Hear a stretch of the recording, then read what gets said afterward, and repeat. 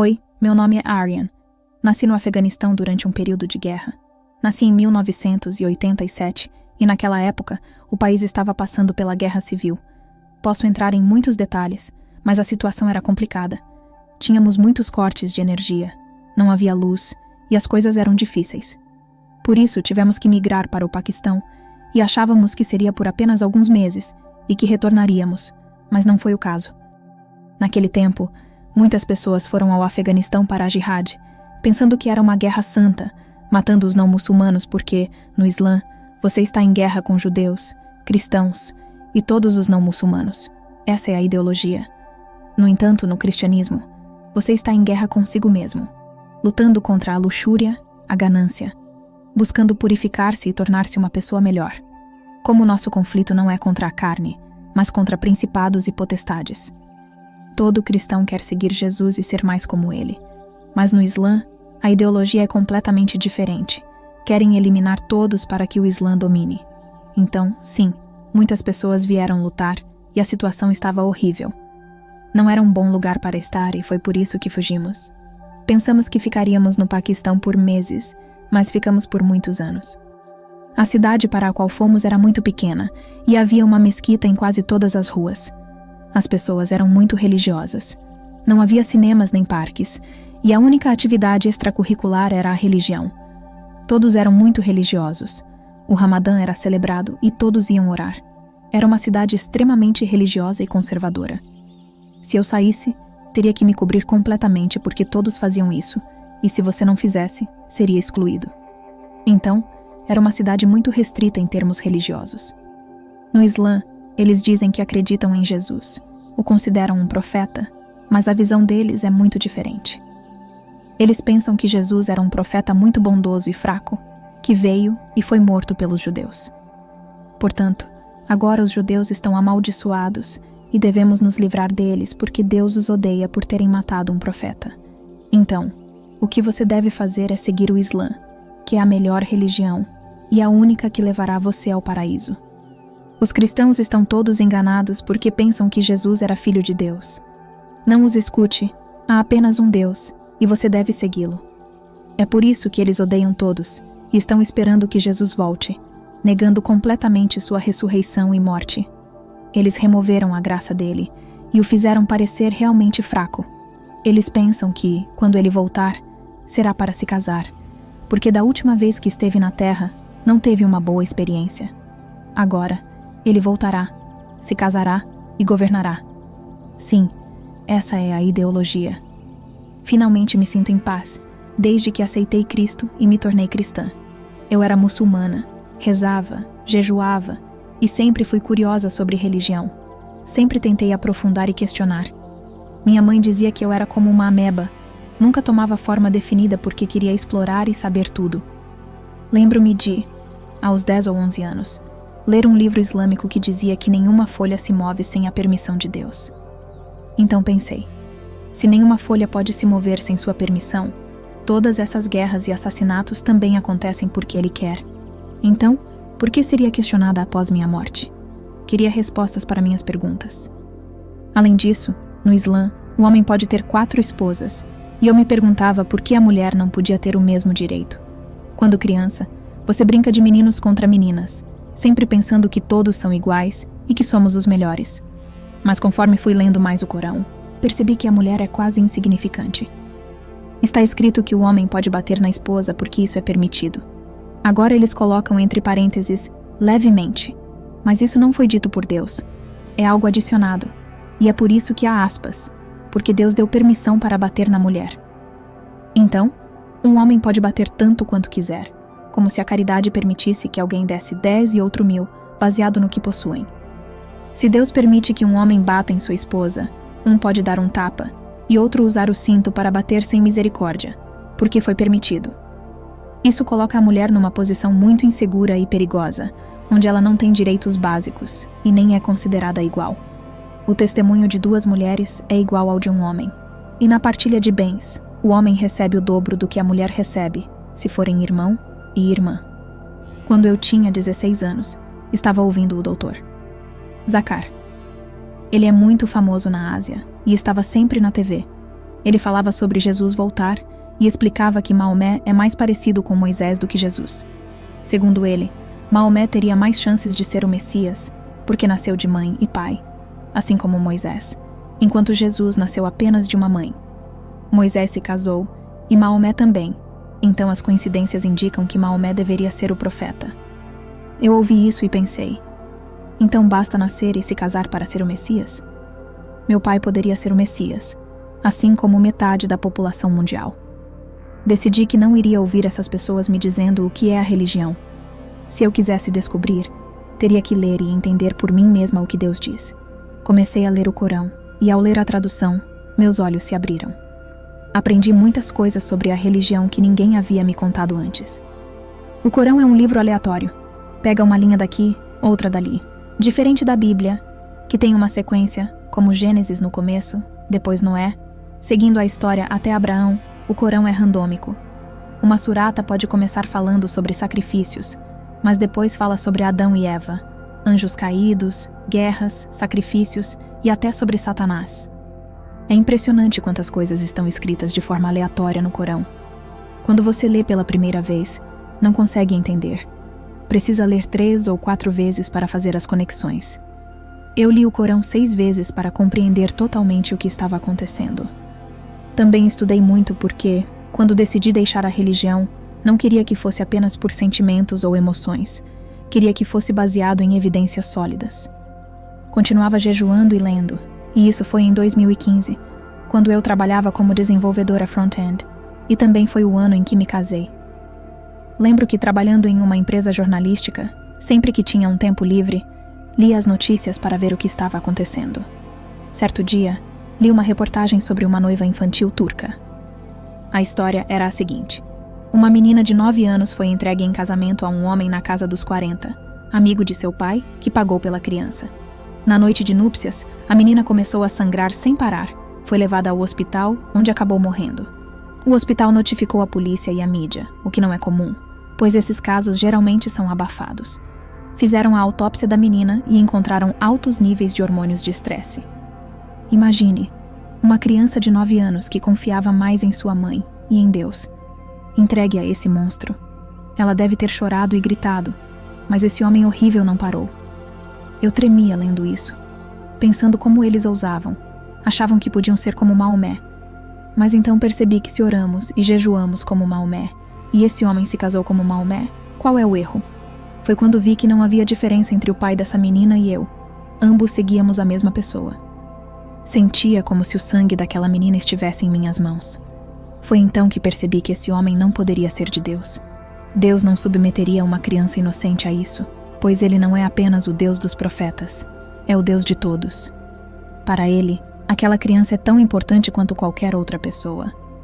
Nesse momento, o homem do livro caiu por terra para mim, e percebi que precisava encontrar outra religião. Mas e quanto ao Corão?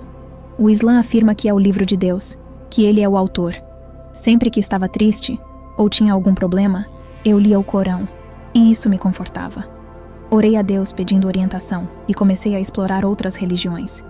Aprendi sobre o hinduísmo e o zoroastrismo, embora superficialmente, pois não sou especialista. Também estudei sobre o judaísmo, pensando que seria uma transição fácil, pois eles também creem em um único Deus. Mas descobri que não se pode simplesmente se converter ao judaísmo. É necessário nascer dentro dele. Então, li o Antigo Testamento do começo ao fim. O cristianismo estava por último na minha lista de considerações. Durante a universidade, enquanto conversava com alguém, eles diziam que cada linha do Corão é Deus ditando, mandando Gabriel transmitir a mensagem. E então, Maomé estava anotando e escrevendo. Então cada palavra é de Deus. Eu estava conversando com um amigo meu e perguntei se Jesus havia escrito o Novo Testamento. Ele disse que não, que foram os discípulos que escreveram depois de sua morte. Eu fiquei surpresa. Como assim? Jesus nem mesmo escreveu isso e as pessoas ainda o seguem. Eu não estava nem considerando essa opção, então explorei todas essas religiões, mas finalmente, quando nenhuma outra religião me atraiu o suficiente para me converter, eu estava quase desistindo. Tive um sonho, mas não quero entrar em detalhes porque as pessoas poderiam pensar que também deveriam ter um sonho para chegar a essa parte. Então pensei, vamos olhar para o cristianismo, Já faz tantos anos que investiguei tudo. Como muçulmana, você acha que conhece Jesus tão bem que o descarta imediatamente. Desta vez, decidi olhar para Jesus a partir de fontes cristãs, não islâmicas, e ver o que aprenderia. Sempre via cruzes quando passava pela igreja e no Corão diz que é o Pai, o Filho e a Mãe, o que me fazia pensar que estava completamente errado. Mas, quando aprendi sobre a Trindade por fontes cristãs, vi que era o Pai, o Filho e o Espírito Santo, e fiquei surpresa. Não sabia sobre o Espírito Santo ser parte disso. Então isso foi um erro para mim, porque contradizia completamente o que o Corão dizia. Tive meu primeiro sinal de que Deus estava me dizendo que isso estava errado. Sim, quando eu lia o Corão, sentia que não estava certo, como a permissão para bater na esposa, casamentos e casamentos infantis. Mas pensava, quem sou eu para questionar isso? Sou apenas um mero humano. Queria que Deus me dissesse que isso estava errado, e agora Ele estava me dizendo que essa religião estava errada, que essa trindade estava completamente errada. Então, fui mais a fundo e isso foi apenas a ponta do iceberg. Há tantos erros no Corão que provam que não é de Deus. O Deus Todo-Poderoso, onisciente, não cometeria esses erros. Por exemplo, o erro de chamar a mãe de Jesus, Maria, de irmã de Arão. Por que você fez tal ato? Sua família é tão piedosa. Mas essas duas Marias, Miriam e Maria, viveram milhares de anos separadas uma da outra. É um erro histórico, então percebi que isso não era de Deus. Então, eu tinha meu motivo para deixar o cristianismo, mas ainda estava aprendendo mais. Haveria tantas perguntas sobre como eu deixei e tudo isso, porque a família da minha mãe são Saídes e acreditam que são descendentes da linhagem de Maomé. Como um médico coloca Durir ao lado do seu nome, as pessoas da família Saíde colocam Saíde ao lado do seu nome, porque têm muito orgulho disso. Eles descobriram sobre mim e ficaram furiosos, pensando que eu havia traído toda a família por questionar minha fé. Eu tinha que cavar mais fundo, e estava lendo diferentes hadiths, até que finalmente encontrei este hadith sobre 3 homens que visitaram Maomé, e eram apenas viajantes que ficaram doentes. Maomé os enviou a um homem para que bebessem leite de camelo e melhorassem, mas depois que se sentiram melhor, mataram o homem e roubaram seu camelo, tentando fugir. Os homens de Maomé os capturaram e os trouxeram para julgamento. Eu estava lendo e pensando, o que ele vai fazer com eles? Ele vai pregá-los? Ou eles se tornarão grandes pessoas? Mas não. Ele mandou cortar um braço e uma perna de lados opostos, colocar ferro quente em seus olhos e deixá-los em um lugar quente para morrer. Foi então que comecei a respirar profundamente, chocada, e pensei, meu Deus, isso não pode ser de Deus. Levou-me 26 anos para descobrir sobre este hadith. E se Jesus tivesse feito algo assim? Então decidi descobrir. Jesus alguma vez perseguiu alguém? E a história da mulher adúltera surgiu. Eu poderia contar a história, mas você já a conhece. A graça de Jesus, em contraste com a severidade de Maomé, é algo que me ocorre muito. E penso que quando tive conversas com muçulmanos, apenas tentava fazê-los ver que eles queriam que eu compartilhasse suas visões.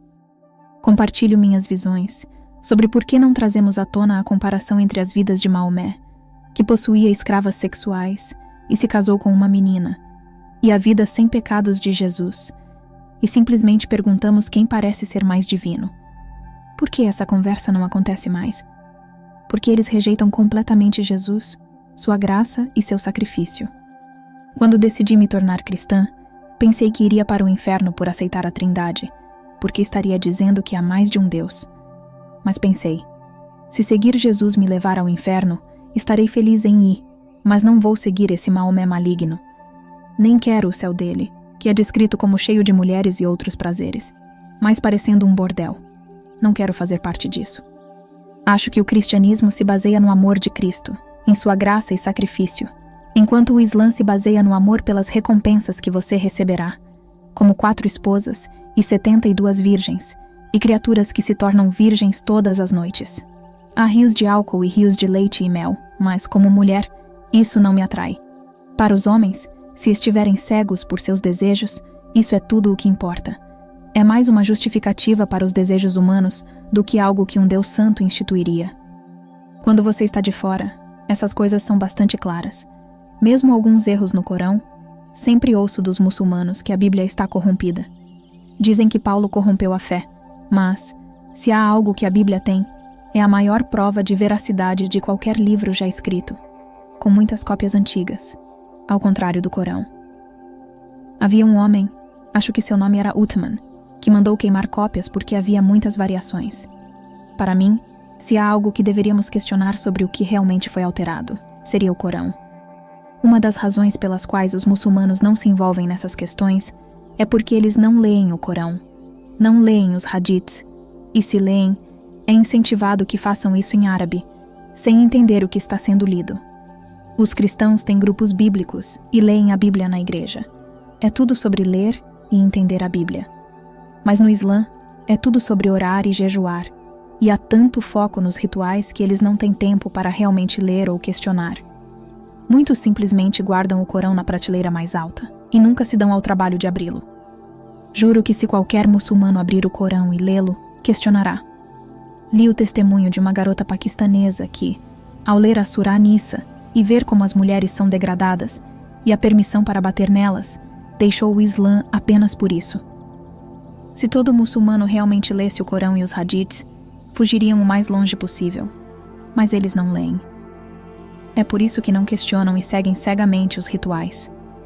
Agora, voltando à minha família, quando contei à minha mãe pela primeira vez, eu disse à minha mãe, vou me tornar cristã.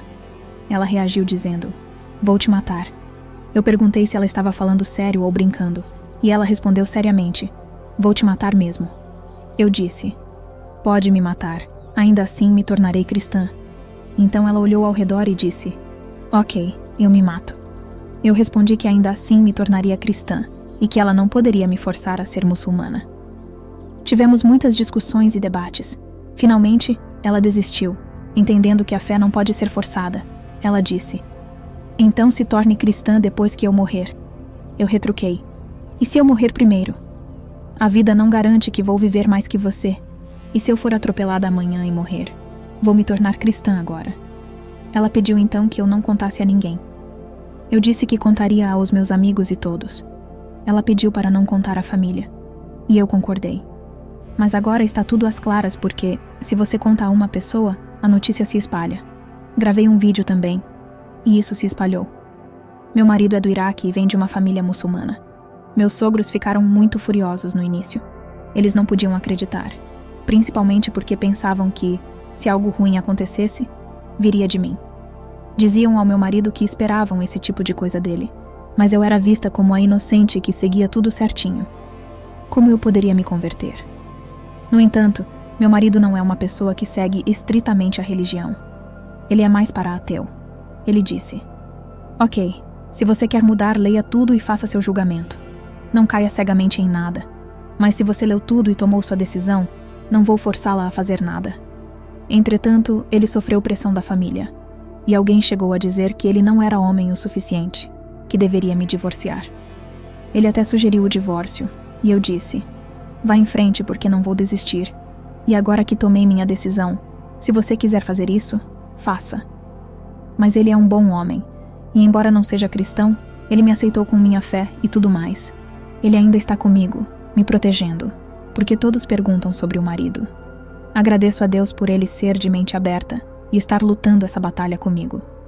Antes eu tinha muitas dúvidas e perguntas, mas agora sei que tudo o que aconteceu em minha vida e todas as pessoas que entraram nela faziam parte desse plano. Era meu papel estar aqui hoje. Cada caminho me levou até aqui e todos me ajudaram. Sou grata por ele ser tão solidário. Vamos orar por ele também, porque às vezes, de fato, conheço outro caso em que a esposa deixou o Islã. Levou 8 anos e ele lutou com ela. Ele era mais devoto. Foi a Meca. Estava mais envolvido. Mas levou 8 anos de orações. E ele finalmente percebeu que isso não era de Deus e aceitou Jesus. Então, espero que meu marido também faça isso. Vamos orar por ele. Quanto a um conselho para alguém que é muçulmano e está assistindo a isso, talvez tenha dúvidas e queira saber mais sobre Jesus ou sobre o que pensar a respeito do Islã. Meu conselho é: leia os hadiths. Se você quer sair rapidamente dessa religião ou ver a realidade, leia os hadiths. Lá você encontrará coisas boas, ruins e terríveis. Você fugiria para as colinas. O Deus da Bíblia é muito diferente de Alá. porque cada comando é muito diferente. O Deus da Bíblia criou um Adão, uma Eva, e diz para respeitar seus pais. Não especifica o pai antes da mãe. Mas o Islã diz que você pode ter 4 esposas. Então, se alguém realmente quer entender essa religião, quanto mais você conhece Maomé e mais conhece Alá, mais perceberá que isso não é de Deus. Alá é demoníaco e você deixaria o Islã porque disseram que Maomé teve um sonho no qual deveria se casar com Aisha, vestido com uma roupa branca, entre outros detalhes. Então, por que Deus desejaria isso? Eu estava debatendo com um dos meus primos sobre o Islã e todas as ações de Maomé, questionando por que ele matava os judeus. Como Moisés trabalhou arduamente e suportou tantas dificuldades para tirar seu povo do Egito e salvá-los, e então Maomé vem e manda matar essas pessoas que acreditavam em Deus, mas não nele. Isso foi muito egoísta da parte dele, matar o povo de Deus. E quanto mais você conhece essas duas figuras, mais percebe que isso não te levará ao céu, mas a outro lugar. Alá não é o Deus da Bíblia. Quero que todos entendam isso, porque ouço muito isso. Eles estão dizendo coisas diferentes, coisas opostas, que este não é o mesmo Deus. Eu já ouvi de ex-muçulmanos que agora são cristãos, que dizem que Alá é, na verdade, o diabo. Quando você lê o Apocalipse, uma das coisas interessantes que sempre me vem à cabeça é que sabemos que há uma falsa trindade no final. Há Satanás, que obviamente é o falso pai. Há um falso profeta que promove uma falsa religião, uma espécie de falso Jesus. E então, há o anticristo, que é o anti-Jesus. Então, é interessante que isso tenha sido levantado por vários muçulmanos que disseram que talvez isso também tenha algo a ver com isso. O Satanás sempre quer copiar a verdade. Quando eu estava lendo o Corão, há uma parte onde há uma conversa entre Alá e o diabo, logo depois que eles comeram o fruto. Deus diz a Adão e Eva para irem para a terra e diz a Satanás para ir para o inferno. E ele pede mais tempo. Deus pergunta quanto tempo, e ele responde até que ele os ressuscite dos túmulos, o que significa até o dia do julgamento. Deus diz que está bem, e ele promete desencaminhar todos eles. E então, Alá diz que está bem, mas ele não poderá desencaminhar aqueles que o seguem. Quando li isso, percebi que existem 2 entidades poderosas, um Deus e um diabo. Não podemos ver Deus, não podemos ver o diabo, e Deus lhe deu todo esse tempo e permitiu que ele fizesse isso. É por isso que Jesus sempre o chamou de príncipe deste mundo. Se você conversar com muçulmanos, fale sobre a graça de Jesus, porque Jesus disse para irmos até os confins do mundo e contar às pessoas as boas novas. O Evangelho são as boas novas, e os muçulmanos nunca ouviram as boas novas. Então, se você encontrá-los, compartilhe com eles que no Islã eles sacrificam animais. Mas não é para expiação dos pecados.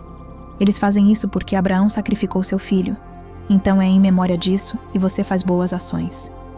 Se você explicar a expiação dos pecados, que é por isso que os judeus sacrificavam animais para a expiação dos pecados, e então Jesus veio. E, pelo sangue de um inocente, nossos pecados são lavados. Jesus veio, e com seu sangue levou o pecado de todos nós, e todos os nossos pecados são lavados. Ele é o único caminho para o céu. No dia do juízo, Jesus dirá: estes são meu povo, eu paguei o preço deles. Eles irão para o céu. O que Maomé dirá? O que ele tem? Isso fará os muçulmanos questionarem sua fé. Uma coisa poderosa que tem sido escondida deles e que ninguém sabe. Uma vez, eu estava conversando com uma das minhas primas, e ela disse que foi ao mulá, que é como um padre da mesquita, e perguntou se seus amigos cristãos e judeus, que são pessoas tão boas, iriam para o céu. O mulá respondeu: não sei se eu vou para o céu, quem dirá eles. Uau, isso é uma história poderosa. E como você disse, isso é o cerne da questão.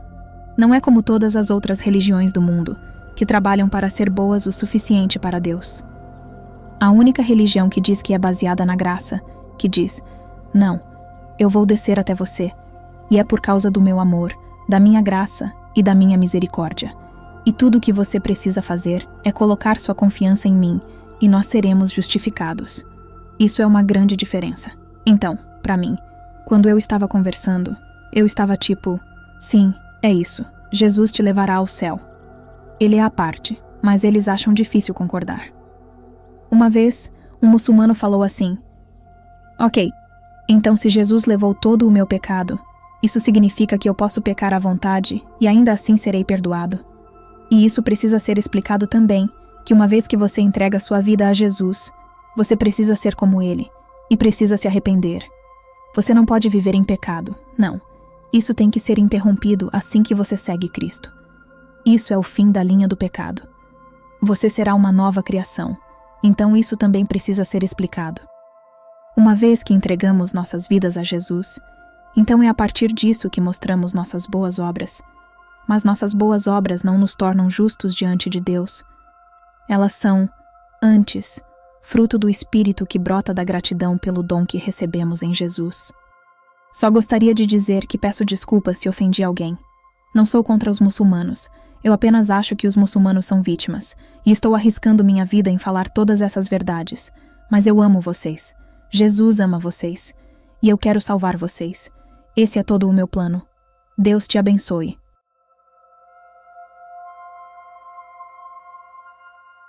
Ao chegar ao final deste emocionante testemunho, vale a pena refletir sobre as profundas transformações que Arian experimentou em sua jornada.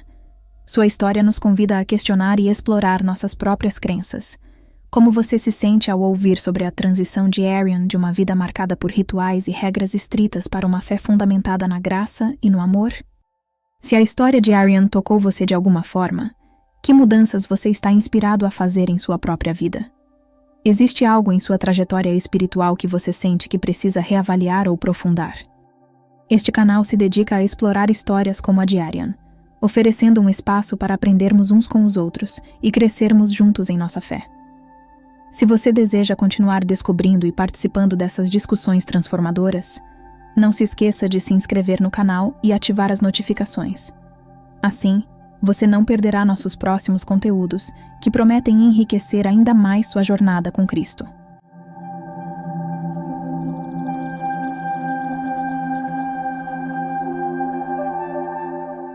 Alguém bateu na minha porta. Eram missionários mórmons. Então deixei os missionários mórmons entrarem. Tivemos uma conversa e eles perguntaram: "Podemos voltar quando sua esposa estiver aqui?" Eu disse: "Claro, sem problema." Avançando um pouco, decidimos ser batizados na Igreja de Jesus Cristo dos Santos dos Últimos Dias. Foi assim que começamos essa jornada, muito ativos. Eu fui subindo nos cargos de liderança. Aos 36 anos, em 1988, fui feito sumo sacerdote. No oeste dos Estados Unidos, você começa a ouvir mais sobre poligamia. Porém, comecei a aprender mais sobre o assunto. Isso sempre foi algo que me incomodava um pouco. Todo mundo já tinha ido embora e não esperava uma resposta. Apenas orei: "Deus, a poligamia é um princípio eterno?" Estava prestes a sair, quando quase senti uma presença atrás de mim e ouvi de fato essas palavras no meu ouvido direito. Nunca esquecerei. Era uma voz suave, sem trovões, sem relâmpagos. Ela disse: "Não, isso não é de mim, é do homem." Se você se sentiu tocado por este testemunho e quer assistir esta história e mais histórias como esta, não deixe de se inscrever em nosso canal. Aqui, compartilhamos experiências poderosas que podem transformar vidas e fortalecer a fé. Clique no botão de inscrição, ative o sininho para receber notificações e junte-se à nossa comunidade de fé e esperança.